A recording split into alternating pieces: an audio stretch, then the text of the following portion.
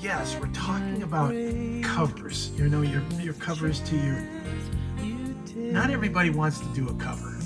Okay, a lot of people don't feel like they have the art, but I got a feeling that a lot of you out there, this is what you've been waiting for. You're saying to yourself, oh boy, now I get to have fun. Because just like music, where you're listening to a piece and you're going over and over and over, and 15, 20 times later, you finally say, I think that'll do, you know, or maybe you just don't think it'll do and you put it aside and you have to come back to it later. Art is just like that too. Well, for me it is. So I want it to be kind of a representation of me. And I'm a musician, I'm a poet, I'm a playwright, and arguably I am an artist. And let me tell you though, you should have an idea what you want to do. And from the beginning, I had this idea of having all these little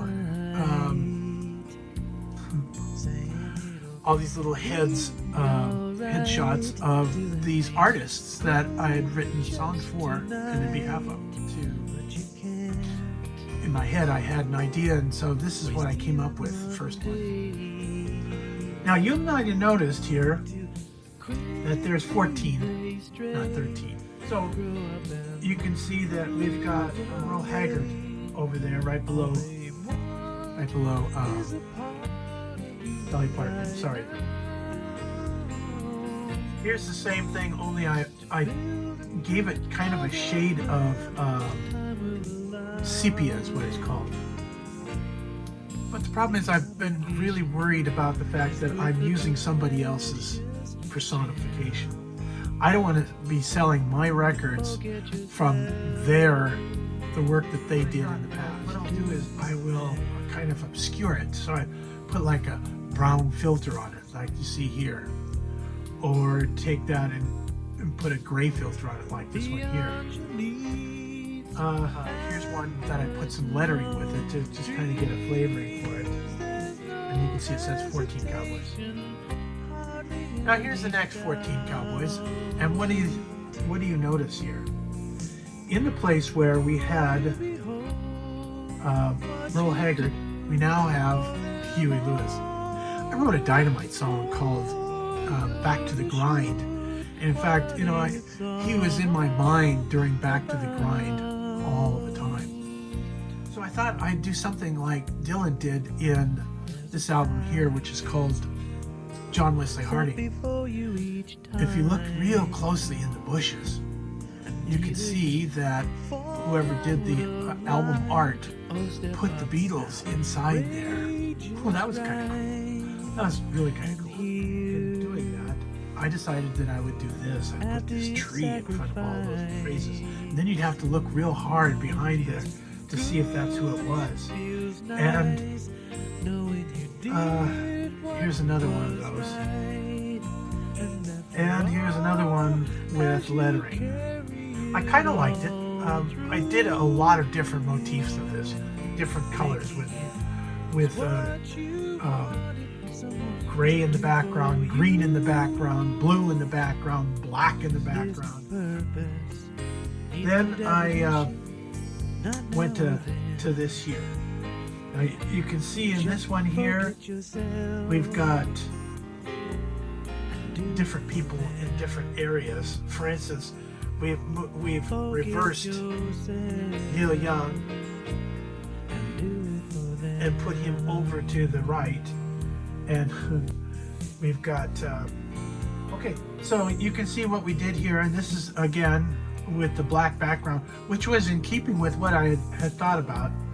But then when I put the tree over the top of it, it didn't pan out correctly, and it pretty much buried Neil Young. So then I went to this website, and you can see this here, and if you look down in the bottom right hand corner, you'll notice that there is a watermark. That's bottom left hand corner. And the thing about that is, to get this thing to work, what I had to do was I had to use the software to get that, and then I had to reverse it and get the software again and put that watermark on the same side, and then I'd reverse it. So then I'd have to cut out the watermark from both of them after flipping it back around and then making it fit. And if you think it's easy, it ain't. It was a lot. Since I have this effect here, and you can see the little watermark down there, left hand corner. Then I had this one here, which you can see the watermark on the right hand side there. Here's the finished product of what we call inkified. Here is inkified with a blue pencil kind of effect. Here's the same thing with sunscreen. Same one, but it's called pen. Although I wasn't real too happy with it, I still carried it through, and you can see the watermark there. So I had to do 2 of those, reverse it, and then cut those out to make it better. How about this one here? This was originally what I was looking for. I was looking to just make a pencil drawing. I couldn't get in trouble for pencil drawings, but I didn't like the way it looked. I like this one. Kind of psychedelic, right? But it was pretty obscure, and if and when I put the tree on top of it, you couldn't see anybody. You might as well just put the tree with nothing else. Here's the same thing with a different effect. This was called colored, and you can see I liked this color scheme, by the way, and I put the lettering of 13 Cowboys in my phone. And then I went over and I put the tree in front of this one here with another shade of blue. Okay, so then I put that in the back burner, and I went to this here. You can see this here is one of the ones that you see, maybe the yellow background is what you might remember, but I would have this at the beginning, that you'd see something like that, the very first one. How about this? So I was putting this together for remember we have the MP3, so I put this together to get this into the digital aspect of the MP3s in the tags. And the problem was, as soon as I put it in there and I looked at it, I could tell I couldn't see. I couldn't see the lettering, and I couldn't see the people. I liked this one because if you looked real close, it was kind of like they were behind, and the red was kind of illuminating them behind there. But it would probably only work. Then I went to this one here, and this one was really cool. I really only wanted to get the lettering out. I couldn't see the lettering and I couldn't see the people, so then I used this one here, and this is the one I used in my tags. You can't see the people behind, and that's okay. But you can see the 13 Cowboys and Lord Baldwin, and that's what I was aiming for. Now look at this one here. This is the one that I put together that I felt was really a good representation of it. And if I was to put out a bootleg album, I might use this one here because it kind of came really close to what I had in my vision originally. Unfortunately, the 13 Cowboys is too dark, it's too light, and you can't see it that well, but you know, on an album cover it'd probably be okay. Before we go away, let me just show you what I did as far as the back cover, because that's art too. If you're going to be putting out your stuff on Spotify, you may not even need to do this. If you're going to put it out in the public, let's say Bandcamp, you might want to make sure that you have a back cover. And if you know that you're going to be recording this and then burning your own copies and then going to the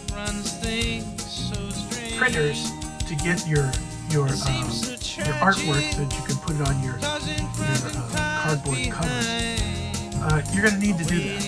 So here's the first one, and as you can see, it does not say 13 Cowboys. It says 20 Cowboy Stories.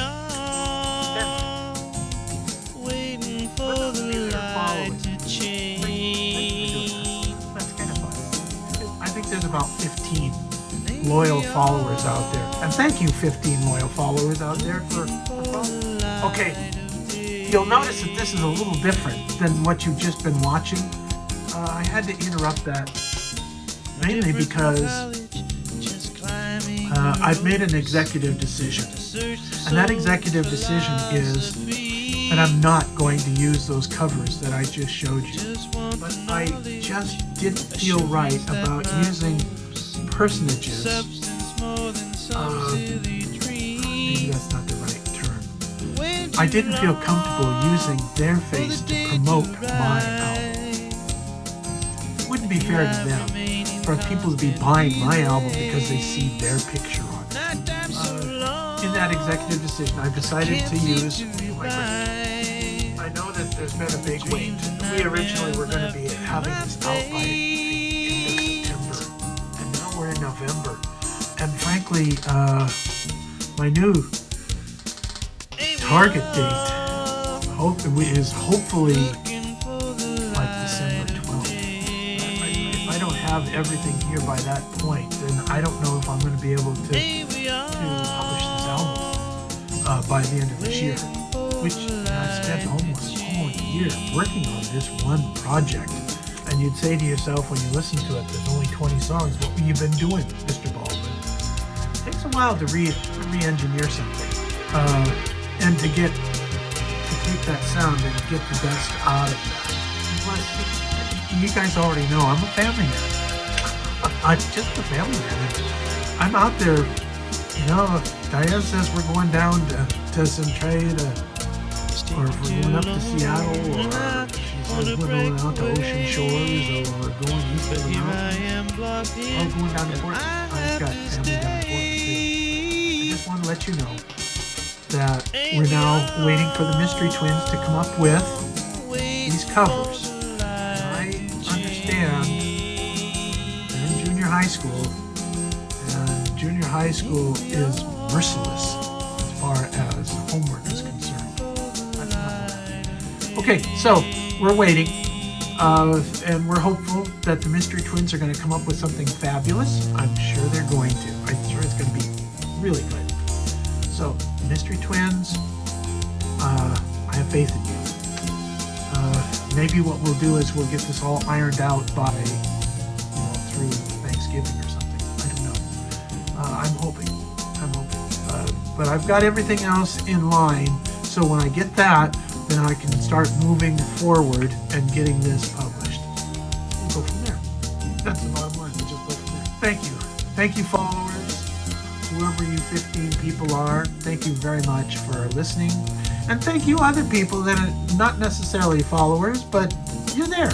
You're there once in a while. Maybe you don't want to do that one. You want to do this one, whatever. I think these podcasts are getting better. So I'm hoping that you stay with us. And here's looking at you. So thanks again. Come back. We'll get this thing taken care of.